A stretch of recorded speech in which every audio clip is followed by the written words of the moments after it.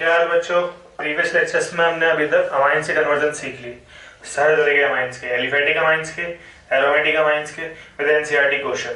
कुछ question homework में दिए थे, वो हम नेक्स्ट वीडियो में डिस्कस कर लेंगे। फिलहाल हम क्या करने जा रहे हैं, आज आपकी डेट है 10 फरवरी, ठीक है, और 24 को आपका इंग्लिश का एग्जाम है और 28 को आपका केमिस्ट्री का बोर्ड्स का, ठीक है।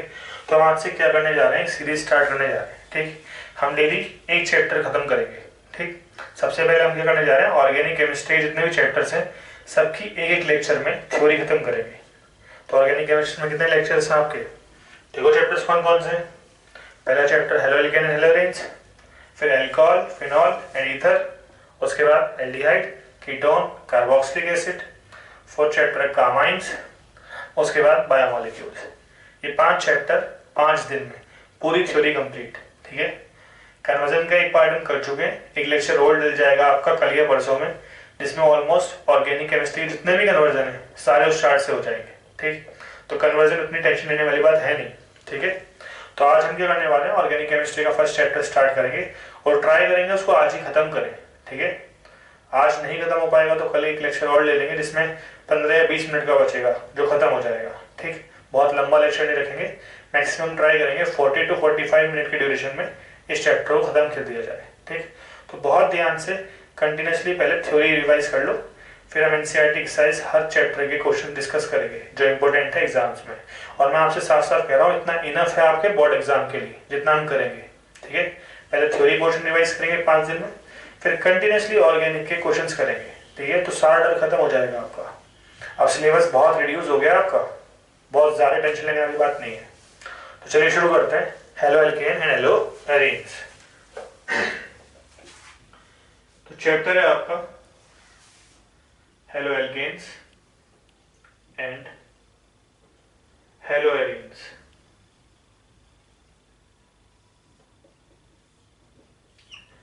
बहुत ज्यादा डिटेल में नहीं पढ़ेंगे, ठीक है। फिलहाल हमारा मेन फोकस एग्जाम को लेके है। जब डिटेल में पढ़ना होगा तो उसके लिए अलग लेक्चर्स बनाऊंगा मैं आपके लिए। अभी फिलहाल एग्जाम को फोकस रखे सारी चीजें क्लियर करते हुए चलते हैं, ठीक। पढ़ेंगे जितना जरूरी होगा वो हर एक चीज पढ़ेंगे, कोई भी चीज नहीं रहने वाली, ठीक है।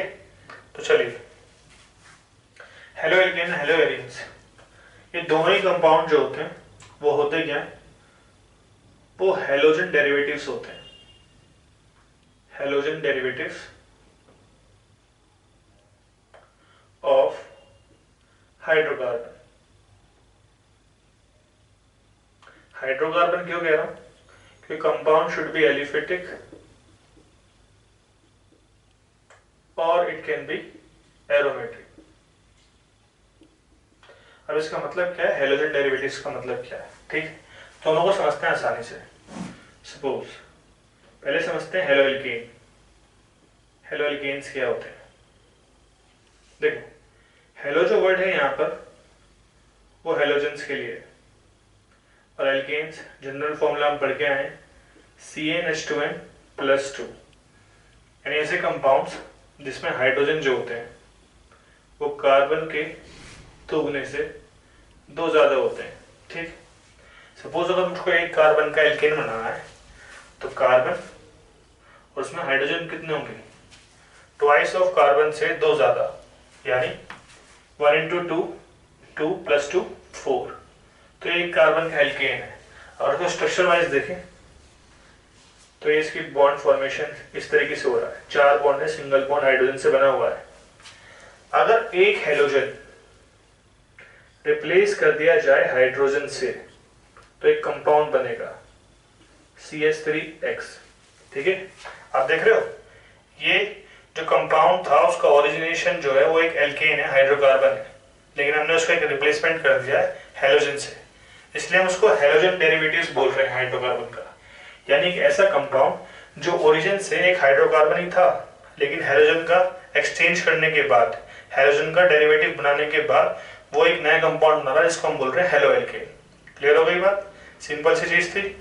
तो ऐसे कंपाउंड, जब आप किसी कंपाउंड में हाइड्रोजन का रिप्लेसमेंट हेलोजन से कर देते हो तो उसको बोलते हैं हेलो एल्केन्स। क्लियर हो गई ये बात, तो फटाफट से इसका स्क्रीनशॉट ले लो, फिर हेलो एरेन्स पढ़ते हैं, फिर इनका क्लासिफिकेशन।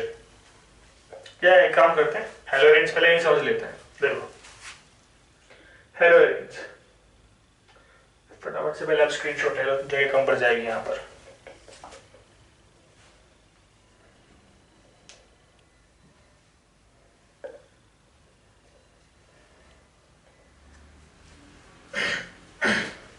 चलो अब एक बार हेलोरिन समझते हैं।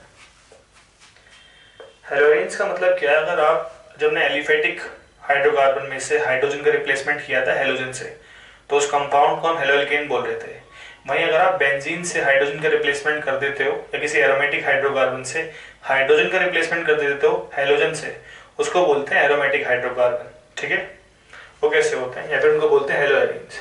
आपके सिलेबस में जो एरोमेटिक कंपाउंड हम लेने जा रहे हैं वो केवल बेंजीन होगा।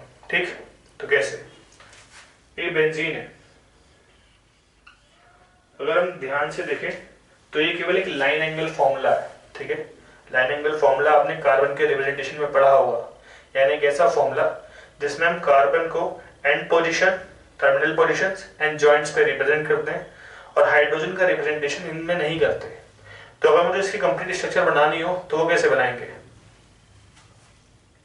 जो हर एक जॉइंट है यहाँ कार्बन एज्यूम किया जाता है, और देखो इस कार्बन कितने बॉन्ड है? 2 और 1 3, यानी हर कार्बन ने 3 बॉन्ड बनाए हुए, जबकि एक्चुअल कार्बन कितने बॉन्ड बनाता है? 4। तो बाकी जो एक वैलेंसी पूरी है वो सभी किससे पूरी है? हाइड्रोजन से।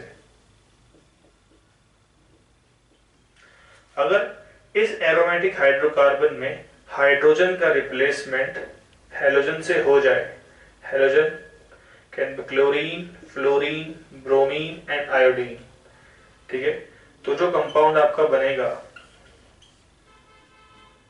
उसको बोलेंगे हेलोएरिन्स। ठीक है, क्या बोलेंगे?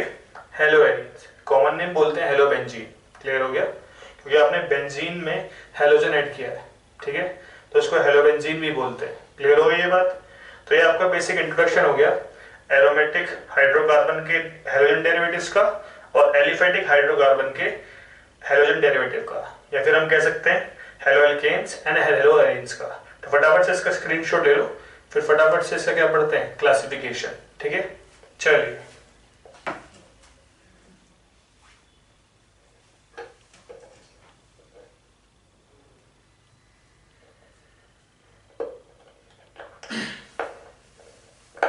तो चलिए अब इसका क्लासिफिकेशन पढ़ते हैं। बहुत आसान से क्लासिफिकेशन है, इतना टफ नहीं है।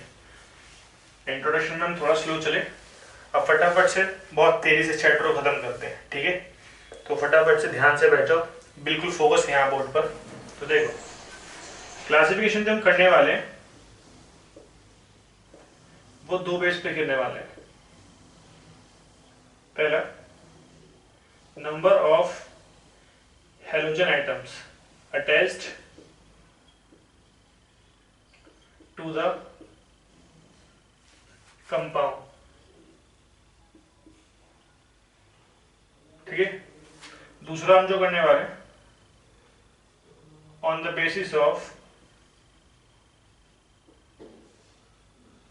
हाइब्रिडाइजेशन। देखो इस बात को पहले पढ़ते हैं। Number of halogen attached to the compound. Suppose अगर किसी कंपाउंड में एक हेलोजन आइटम, ठीक है, हेलोजन को हम एक्स से रिप्रेजेंट कर रहे हैं, वो अटैच है आपके हाइड्रोकार्बन पर। ठीक है, तो उसको बोलते हैं mono halo alkane.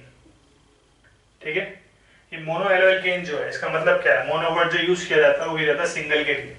Halo alkane का मतलब क्या है? Halogen derivatives of alkene. ठीक, तो अगर एक हेलोजन आइटम अटैच्ड है तो उसको बोलते हैं मोनो हेलो एल्केन। अभी मोनो हेलो एल्केन जो है ये भी 3 टाइप का हो सकता है। इसको फर्दर क्लासिफाइड करते हैं, primary, secondary and tertiary. Primary क्या होता है? जिस कार्बन से हेलोजन अटैच्ड है, अगर उस कार्बन की एक वैलेंसी कार्बन से सेटिस्फाइड हो तो उसको बोलते हैं प्राइमरी मोनो हेलो एल्केन। ध्यान से सुनो, जिस कार्बन पर हेलोजन अटैच्ड है, अगर उस कार्बन की एक वैलेंसी पर कार्बन है तो उसको बोलते हैं primary mono halo alkane. Secondary समझते हैं, जिस कार्बन पर हेलोजन अटैच्ड है, अगर उसकी 2 वैलेंसीज पर कार्बन है तो उसको बोलते हैं सेकेंडरी मोनोहैलो एल्केन। क्या बोलते हैं? Secondary monohaloalkane. टर्शरी, जिस कार्बन पर हेलोजन अटैच्ड है अगर उसकी 3 वैलेंसीज पर कार्बन अटैच्ड हो तो उसको बोलते हैं टर्शरी मोनोहैलो एल्केन। ठीक है, यानी number of carbon attached to the carbon पर डिपेंड कर रहा है कि वो प्राइमरी होगा, सेकेंडरी होगा या फिर टर्शरी होगा। ठीक, नेक्स्ट कंपाउंड देखते हैं। नेक्स्ट, अगर 2 हेलोजन एटम अटैच्ड हो, ठीक है, तो उसको बोलते हैं डाई हेलो एल्केन। ठीक है, डाई हेलो एल्केन्स। अभी कैसे? ये भी 2 टाइप के होते हैं, gem dihalide and vicinal dihalides. देखो, जेम डाई हैलाइड्स है, vicinal dihalides. Gem dihalides क्या होते हैं? अगर दोनों हेलोजन जो हैं, हमें पता है ना कि यहाँ पर 2 हेलोजन एटम अटैच्ड होंगे, तो अगर दोनों हेलोजन एटम जो है आपके वो सिंगल कार्बन से अटैच्ड है, दोनों हेलोजन एक ही कार्बन पर अटैच्ड है, तो उसको बोलते हैं जेम डाई हैलाइड। और अगर दोनों हेलोजन एटम जो है वो एडजेसेंट कार्बन पे है, किस पर है? एडजेसेंट कार्बन पर, यानी नियरेस्ट कार्बन पे, आसपास वाले कार्बन पर है, तो उसको बोलते हैं विसिनल डाइहैलाइड। क्या बोलते हैं? विसिनल डाइहैलाइड। तो जेम डाइहैलाइड और विसिनल डाइहैलाइड क्लियर हो गया। तो ये आपका क्लासिफिकेशन था on the basis of number of halogen atom attached to the compound. ठीक है, कि किसी कंपाउंड से कितने हेलोजन एटम अटैच्ड है, तो उसका ये क्लासिफिकेशन था। 3 भी हो सकते हैं, उसको क्या बोल देंगे? Trihaloalkane. उससे ज्यादा होंगे तो उसको बोलते हैं पॉली एलो एल्केन। उनका कोई फर्दर क्लासिफिकेशन हमारे सिलेबस में नहीं है। ठीक है, तो फिलहाल हमारे ये दोनों इंपॉर्टेंट थे, तो हमने दोनों पढ़ लिए। फटाफट से इसका स्क्रीनशॉट ले लो, फिर पढ़ते हैं on the basis of hybridisation.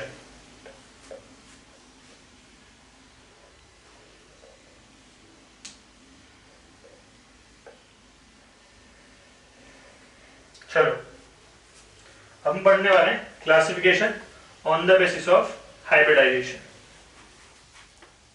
देखो, पहले तो हाइब्रिडेशन क्लियर कर लेते हैं। ऑर्गेनिक केमिस्ट्री में कंपाउंड्स में आप हाइब्रिडेशन चेक कैसे करोगे? पहले तो एक बार क्लियर कर लो, हाइब्रिडेशन कभी भी पूरे कंपाउंड का नहीं होता। हम स्पेसिफिकली पर्टिकुलर हर एक कार्बन का हाइब्रिडेशन चेक करते हैं। क्लियर हो गया? तो कैसे करते हैं? सपोज एक कार्बन मॉलिक्यूल है और हमें पता है उसके कितने बॉन्ड होते हैं? 4। अगर कार्बन के चारों बॉन्ड सिंगल हो, यानी उसके पास 4 सिग्मा बॉन्ड्स हो, 4 सिंगल बॉन्ड हो, तो हाइब्रिडाइजेशन होता है आपका sp3। ठीक, अगर कार्बन के पास एक भी डबल बॉन्ड है, अगर एक भी डबल बॉन्ड का प्रेजेंस है, यानी एक पाई बॉन्ड हो उसके पास, तो उधर होता है sp2। अगर 2 डबल बॉन्ड हो तो 2 पाई बॉन्ड हो गए, तो यहां होता है sp। और अगर ट्रिपल बॉन्ड आ जाए तो ऐसी सिचुएशन में भी कितने पाई बॉन्ड आ गए हैं? 2 पाई बॉन्ड। तो यहां भी क्या होता है आपका sp। सिंपल से ऐसे याद रखो, चारों बॉन्ड सिंगल sp3, एक double bond sp2, 2 double bond sp और एक ट्रिपल बॉन्ड sp। तो ये हाइब्रिडेशन आपको याद होना चाहिए। अभी क्यों होता है? क्योंकि जब हम हाइब्रिडेशन पढ़ेंगे, इसके बेस पे क्लासिफिकेशन पढ़ोगे, तो आपको वहां पर 2 टर्म यूज होंगी, sp3 और sp2। तो आपको पता होना चाहिए sp2 क्या है, किससे रहे। sp2 का मतलब है एक ऐसा कंपाउंड या जिसमें कार्बन और कार्बन के बीच एक डबल बॉन्ड है। ठीक है, sp3 का मतलब जिसमें कार्बन के चारों बॉन्ड सिंगल है। ठीक है, तो ये बात ध्यान रखना, अभी ये काम में आएगी। तो देखो आप इसे,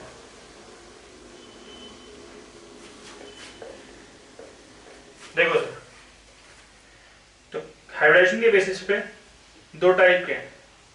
एक तो होते हैं ऐसे जिसमें जो हेलोजन एटम है वो sp3 हाइब्रिडाइज्ड कार्बन पे जुड़ा हुआ है।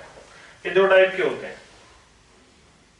एक तो होता है एलाइलिक और एक होता है आपका बेंजाइलिक। 2 होते हैं। बेसिक कॉन्सेप्ट क्या है? अगर डबल बॉन्डेड कार्बन से जुड़े सिंगल बॉन्डेड कार्बन पर हेलोजन जुड़ जाए, अगर डबल बॉन्डेड कार्बन से जुड़े सिंगल बॉन्डेड कार्बन पर हेलोजन जुड़ जाए तो उसको बोलते हैं अलाइलिक हैलाइड। क्या बोलते हैं? Allylic halide. देख रहे हो, जो कार्बन पर हेलोजन जुड़ा हुआ है वो sp3 हाइब्रिडाइज है। हमने हाइड्रोजन मेंशन नहीं किया, लेकिन बाकी दोनों वैलेंसी पर क्या होता है? हाइड्रोजन। जब भी आप हाइड्रोजन रिप्रेजेंट नहीं कर रहे हो तो आपको एज्यूम करना होता है कि बची हुई वैलेंसी पे क्या है आपके? हाइड्रोजन। तो इस कार्बन के दोनों तरफ सिंगल बॉन्ड और बाकी दोनों पर भी हाइड्रोजन, तो वो भी कैसे हो गए? Single bond. चारों बॉन्ड कैसे हैं? सिंगल। तो हमारा जो हेलोजन किस पर अटैच्ड है? sp3। लेकिन पूरी कंडीशन याद रखनी है आपको, जब डबल बॉन्डेड कार्बन से जुड़े sp3 हाइब्रिडाइज्ड कार्बन पर हेलोजन जुड़ जाता है उसको बोलते हैं अलाइलिक हैलाइड। क्या बोलते हैं? अलाइलिक। बेंजाइलिक क्या है? थोड़ा यहीं से रिलेट करेगा। अगर हम बेंजीन में देखें, सारे कार्बन डबल बॉन्डेड है sp2 हाइब्रिडाइज। तो अगर किसी भी एक डबल बॉन्डेड कार्बन से जुड़े एक सिंगल बॉन्डेड कार्बन पर हेलोजन जुड़ जाए तो उसको बोलते हैं बेंजाइलिक। सेम दोनों वाली सिचुएशन है, double bond single bonded carbon halogen, double bond single bonded carbon halogen. ठीक है, बस अगर ये बेंजीन के केस में है तो बेंजाइलिक, और अगर एलिफेटिक कंपाउंड के केस में है तो अलाइलिक। क्लियर हो गया ये? चलो बात करते हैं sp2 हाइब्रिडाइज की। sp2 हाइब्रिडाइज का मतलब क्या है? इस बार जो हेलोजन एटम अटैच्ड होगा वो डायरेक्टली डबल बॉन्डेड कार्बन पर अटैच हो जाएगा। ये भी दो टाइप के होते हैं, विनाइलिक एंड अराइलिक। देखो, विनाइलिक अगर डायरेक्ट डबल बॉन्डेड कार्बन पर हेलोजन एटम अटैच्ड हो तो उसको विनाइलिक बोलते हैं, और अगर डायरेक्ट बेंजीन रिंग पे हेलोजन एटम अटैच्ड हो तो उसको बोलते हैं अराइलिक। तो ये हो गया क्लासिफिकेशन पूरा आपका। ठीक है, दोनों तरीके से, number of halogen atom attached to the carbon compound and on the basis of hybridisation. तो ये बहुत बेसिक सी चीज है, लेटर आगे यूज होती है। विनाइलिक, बेंजाइलिक कन्वर्जन में बहुत यूज हुआ है, अमाइन से कन्वर्जन में यूज हुआ था एक वीडियो में। ठीक है, जो होमवर्क था आपका, बेंजाइलिक कंपाउंड से कुछ बनाना था वहां पर। ठीक है, तो ये टर्म यूज होती है, तो आपको पता होना चाहिए। विनाइलिक और एराइलिक जो है वो डबल बॉन्डेड कार्बन के लिए यूज होती है, अराइलिक और बेंजाइलिक जो है वो सिंगल बॉन्डेड कार्बन के लिए यूज होती है। तो फटाफट से इसका स्क्रीनशॉट ले लो, फिर हम उसका नेचर बॉन्ड पढ़ते हैं CX का। क्वेश्चन आया हुआ उस पर भी एक। ठीक है, क्या क्वेश्चन आता है वो भी समझते हैं।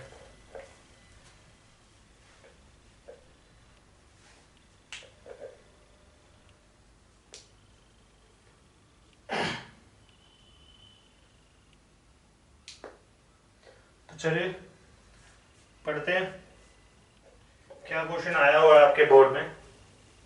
देखो, आपके बोर्ड में क्वेश्चन आया हुआ है इस कार्बन और हेलोजन के बीच के बॉन्ड को लेकर।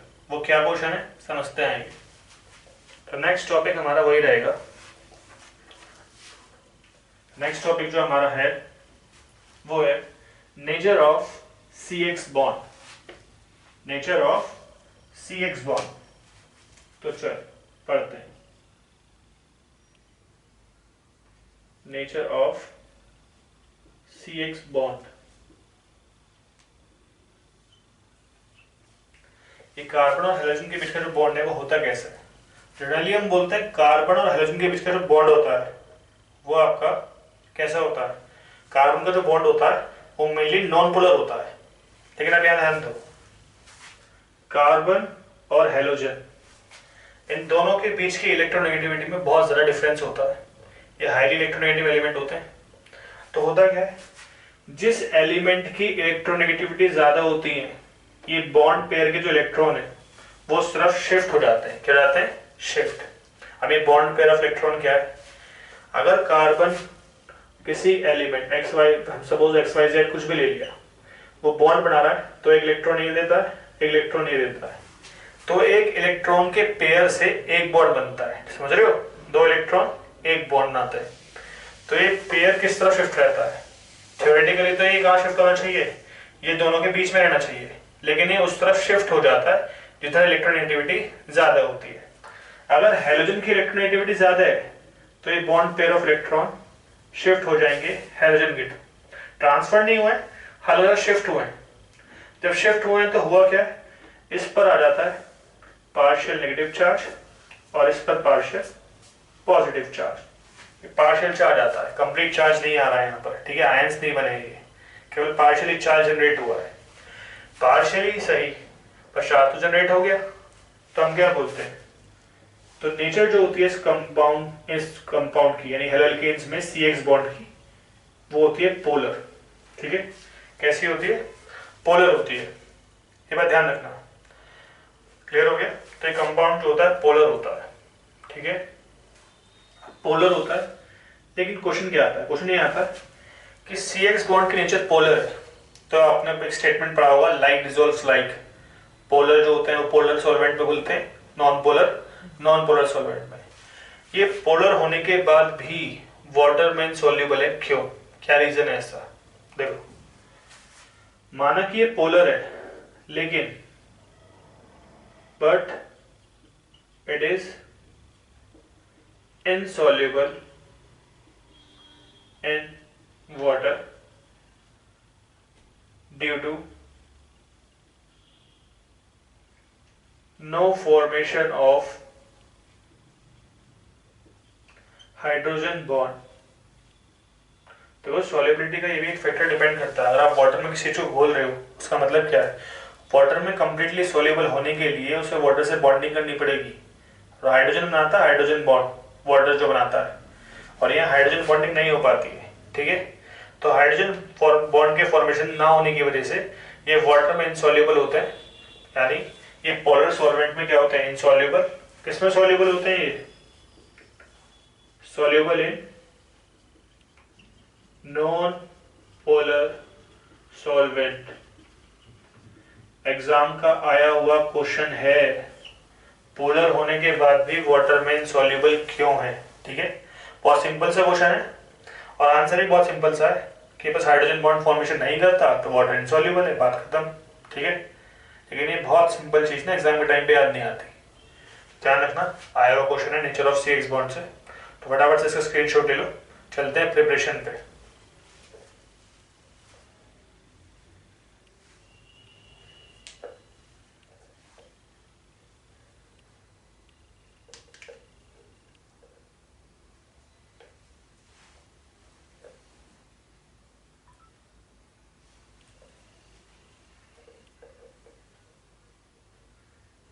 चलिए पढ़ते हैं प्रिपरेशन ऑफ हेलोअल्केन्स। कितने तरीके से पढ़ेंगे, बहुत ज़्यादा डिफरेंट नहीं। मोस्टली मेथड जो है वो अल्कोहल के, सबसे ज़्यादा मेथड हेलोअल्केन के सबसे ज़्यादा बनाने के तरीके जो है वो आपके अल्कोहल के केवल। ठीक है, एल्कीन से बहुत एक सिंपल तरीका है जो आप 11th का एक कॉन्सेप्ट पढ़ते हो, Markovnikov rule, anti Markovnikov rule, बहुत सिंपल है। ठीक है, हल्की चीज़ें याद करनी पड़ेंगी, बिल्कुल करनी पड़ेगी। ठीक है, तो चलो पढ़ते हैं प्रिपरेशन।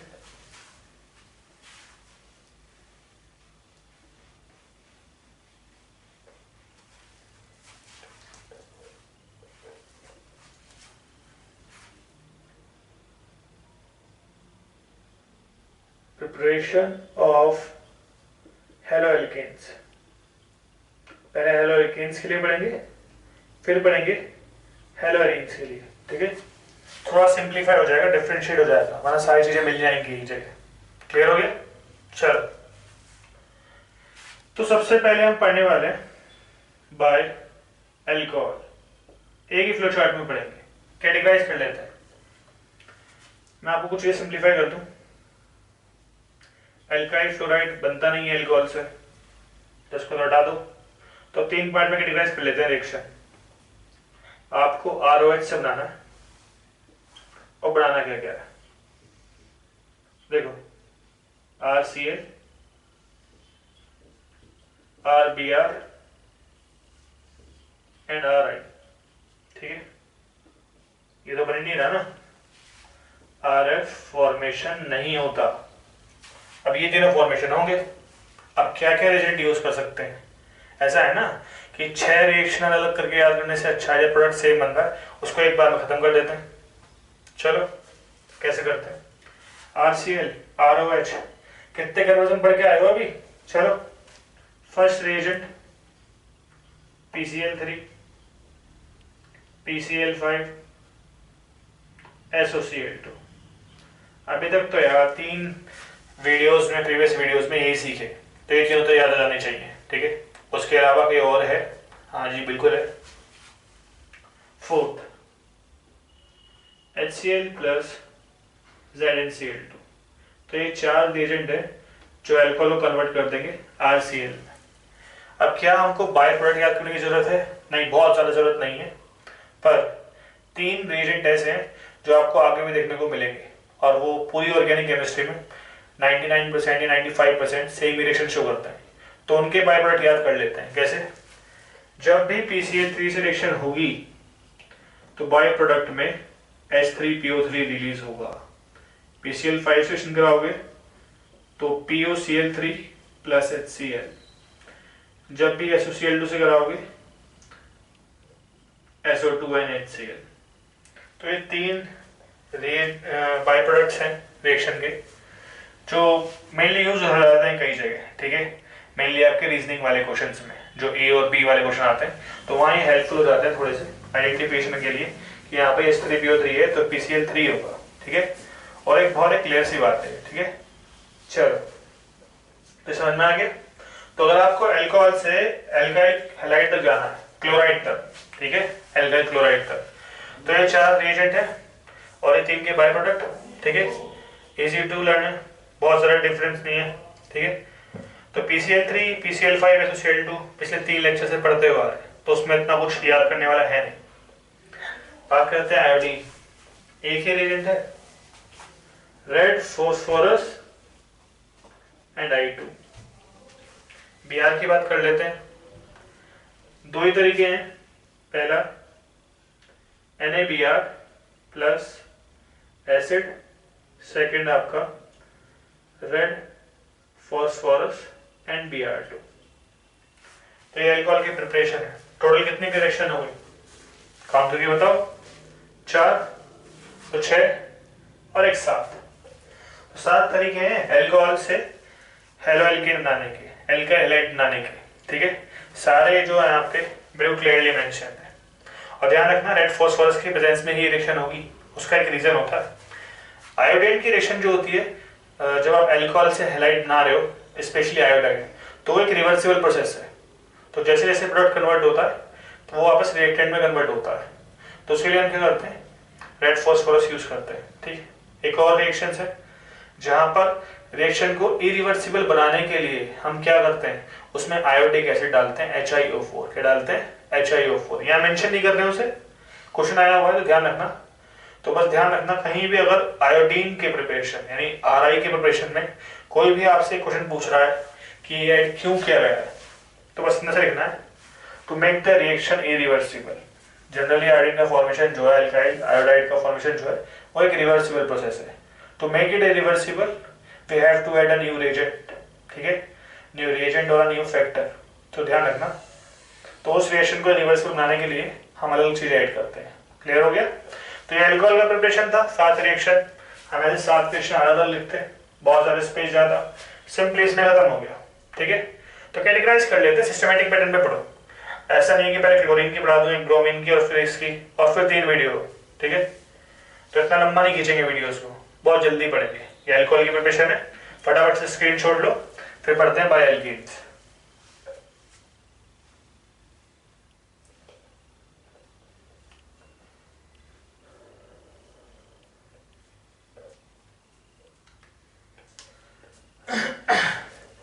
चलो अब पढ़ते हैं preparation of alcohols by alkene.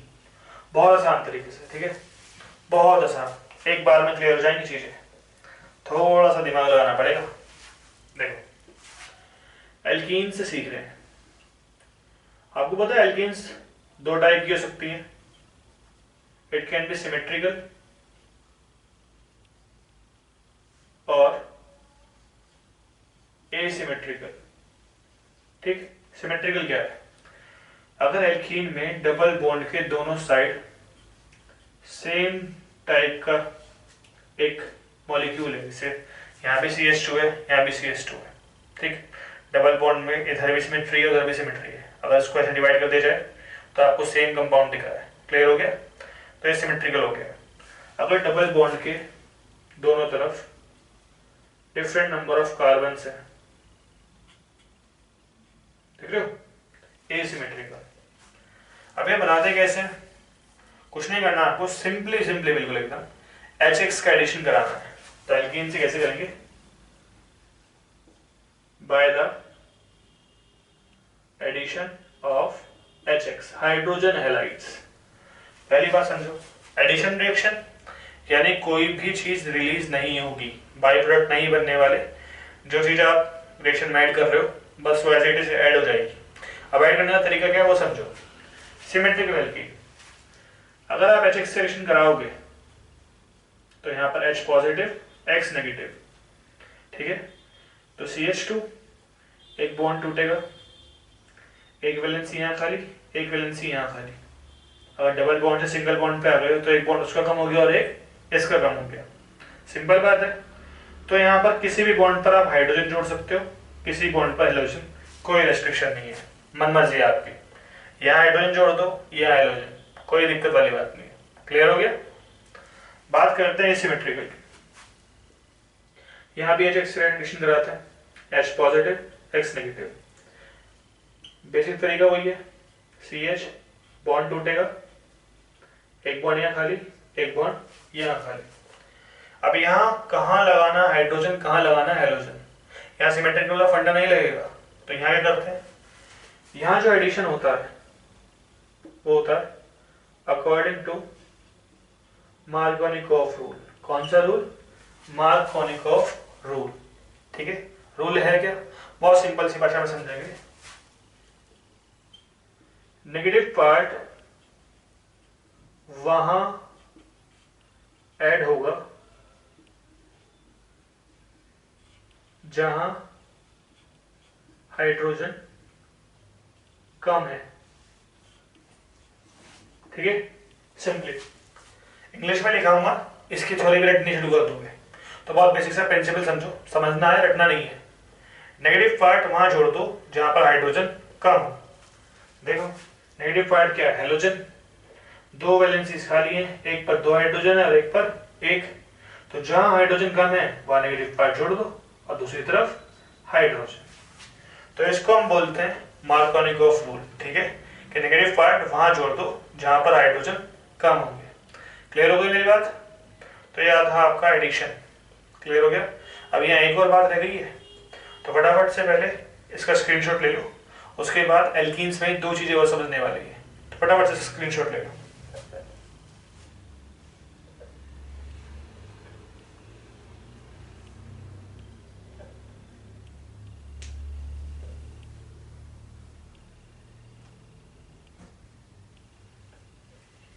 देखो यहाँ पर जो HX है, X यहाँ पर क्लोरीन हो सकता है, ब्रोमीन हो सकता है, RF अनस्टेबल होता है, आयोडीन रिवर्सिबल प्रोसेस तो बनाते ही नहीं है, तो इट कैन बी क्लोरीन और ब्रोमीन। अब एक और चीज क्या समझने वाली है एल्कीन्स में वो समझते हैं। इतना क्लियर हुआ? बहुत सिंपल सी चीज थी, ठीक है। डबल बॉन्ड तोड़ना, सिमेट्रिकल है तो कहीं भी हाइड्रोजन कहीं भी हेलोजन। एसिमेट्रिकल है तो नेगेटिव पार्ट वहां जुड़ेगा जहां पर हाइड्रोजन कम है। कौन सा रूल? Markovnikov rule. क्लियर हो गया? चलो पढ़ते हैं नेक्स्ट।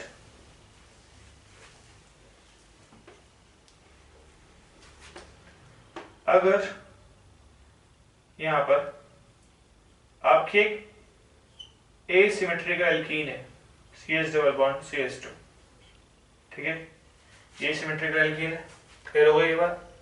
है भाई, दिख रही है? चलो अब आप यहाँ पर HBr का एडिशन कराओ तो एकदम दिमाग दौड़ेगा, मार्कोनिकॉफ रूल लगाते हैं, Br को वहां जोड़ दो जहां हाइड्रोजन कम है। पहले रिएक्शन को ध्यान से देखो, अगर इतने ही रिएक्शन है तो बिल्कुल सही मार्कोनिकॉफ लगेगा। लेकिन अगर यहाँ पर पेरोक्साइड आ जाए, जैसे H2O2, Na2O2 एटसेट्रा, कोई भी पेरोक्साइड आ जाए या खाली पेरोक्साइड भी लिखा हुआ आ जाए, तो उस कंडीशन में जो एडिशन होता है वो उल्टा हो जाता है। Addition according to anti Markovnikov rule. अब एंटी है तो बहुत सीधी बात है, उल्टा होगा। वहां नेगेटिव पार्ट वहां जोड़ते थे जहां पर हाइड्रोजन कम है, यहां पर नेगेटिव पार्ट वहां जुड़ेगा जहां हाइड्रोजन कम, सॉरी, जहां पर हाइड्रोजन ज्यादा है। देखो करो रिएक्शन, CH3 CH बॉन्ड टूटा, दोनों तरफ एक एक बॉन्ड खाली। पेरोक्साइड के प्रेजेंस में HBr का एडिशन, ध्यान रखना इक्वल HBr पर फॉलो करता है एंटी मार्कोनिकोव।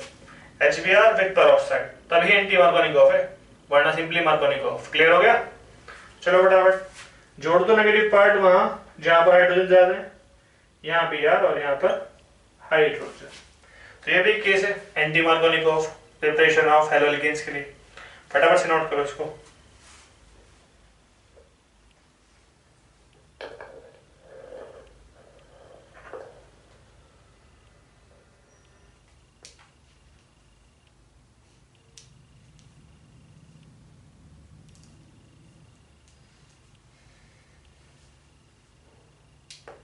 चलो करते हैं नेक्स्ट। एक और तरीका है, एक बहुत एक इंपॉर्टेंट क्वेश्चन आ सकता है, ठीक है, और आना भी चाहिए क्योंकि एग्जाम का लेवल आजकल अच्छा हो रहा है। कॉम्पिटिटिव एग्जाम्स में तो आते हैं इस तरह के क्वेश्चन। क्या होता है देखो, एक शिफ्टिंग पॉसिबल होती है। क्या शिफ्टिंग क्या होती है? सपोज करो मेरे पास जो एल्कीन है वो ये है CH3 C CH3 H C H double bond CH2, ठीक है। और यहाँ देखो, बहुत ध्यान से देखो, ये कार्बन प्राइमरी एक ही वैलेंसी पे कार्बन है, ये सेकेंडरी, और ये आपका टर्शियरी, और ये आपका प्राइमरी। ये क्यों लिख रहा हूँ अभी समझाता हूँ। सपोज मैं यहाँ पर HX का एडिशन करा रहा हूँ, मार्कोनिकोव ही चल रहे हैं, पेरोक्साइड नहीं ले रहे, तो होगा क्या?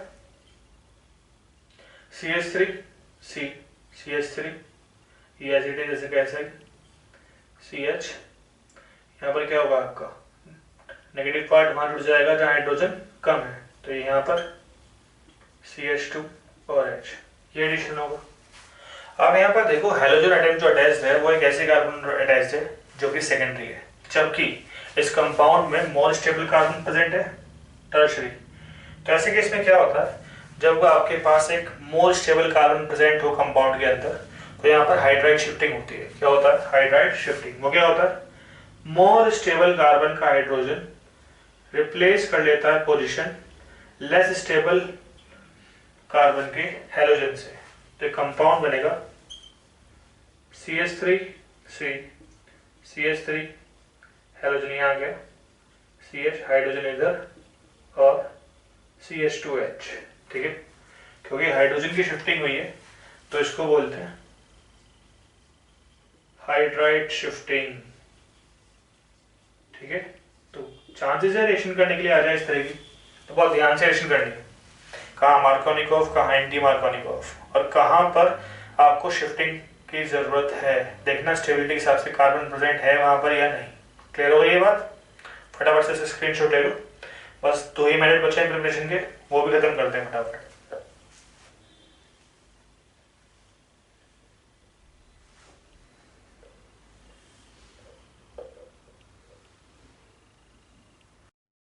तो चलो आप हमने क्या पढ़ लिया? प्रिपरेशन ऑफ एल्कीन्स पढ़ लिया हमने। एल्कीन से सारे टॉपिक खत्म हो गए, एल्कीन से प्रिपरेशन तक के, ठीक। बाकी हम करने वाले हैं, कल पूरा चैप्टर करेंगे, बचा हुआ चैप्टर। बहुत ज़्यादा नहीं पढ़ रहे हैं इन दिन में, थोड़ा थोड़ा करके पढ़ रहे हैं, तो आज आप इतना कवर कर लेना, बाकी का बचा हुआ हम कल खत्म कर लेंगे। कल एक पूरा चैप्टर खत्म हो जाएगा, ठीक है। तो तब तक पढ़ते रहो और कंटिन्यूटी मेंटेन करते रहो, ठीक है। कोई डाउट हो कमेंट सेक्शन में डालो। चलो मिलते हैं नेक्स्ट वीडियो में।